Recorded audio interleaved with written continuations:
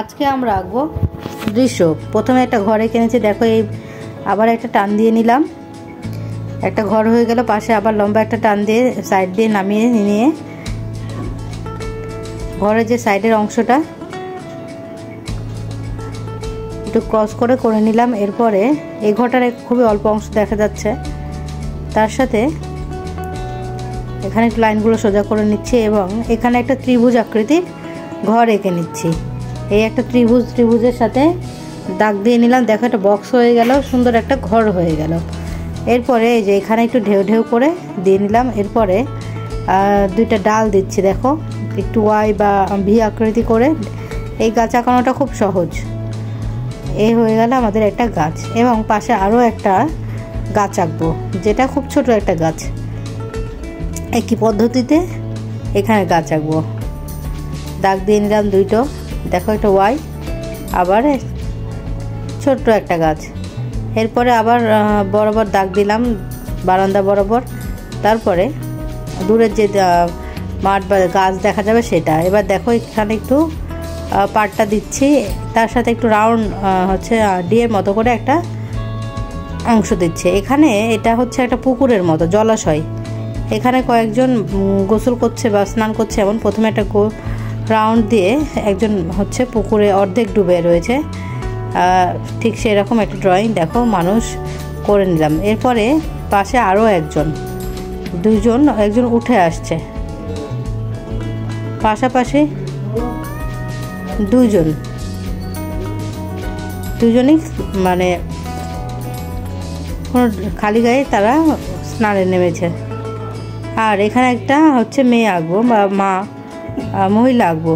এই একটা রাউন্ড দিয়ে দিলাম, রাউন্ডের পর আরও ছোট রাউন্ড, তার হচ্ছে চুল বেঁধে রয়েছে, এক হাত পেছনে আবার এক হাত পাশে মাজায় হাত দিয়ে পুকুর থেকে তাদের তুলে নিয়ে যেতে আসছে আর কি। তারা গোসল করছে, হাতে লাঠি নিয়ে এসে দাঁড়িয়ে রয়েছে। এই কাপড়ের অংশটুকু নামিয়ে দিলাম, দেখো এখানে একটু রাউন্ড শেপ দিলাম নিচের দিকে এবং দাগ দিয়ে নিচ্ছি।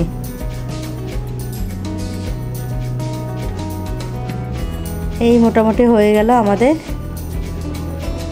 হাতে লাঠি ধরে রয়েছে একটা, যে তাদের পিটাবে বা পুকুর থেকে তুলে নিয়ে যাবে, ঠিক এমন পাটটুকু করছে। এবার পুকুরের পাটটুকু দিয়ে দিচ্ছি। এখানে ঘাসটা এখন আমি ঠিক করে দিইনি, ওটা কালার করার সময় দিব। প্রথমেই দেখো আকাশটা করে নিচ্ছি, এখানে একটু রাফ করে স্কাই কালারটা দিচ্ছি বা ব্লু কালারটা ইউজ করছি, সাথে একটু হোয়াইট। তারপরে আমি এখানে কিন্তু হাইলাইট করে নিয়েছি কালো কালার দিয়ে।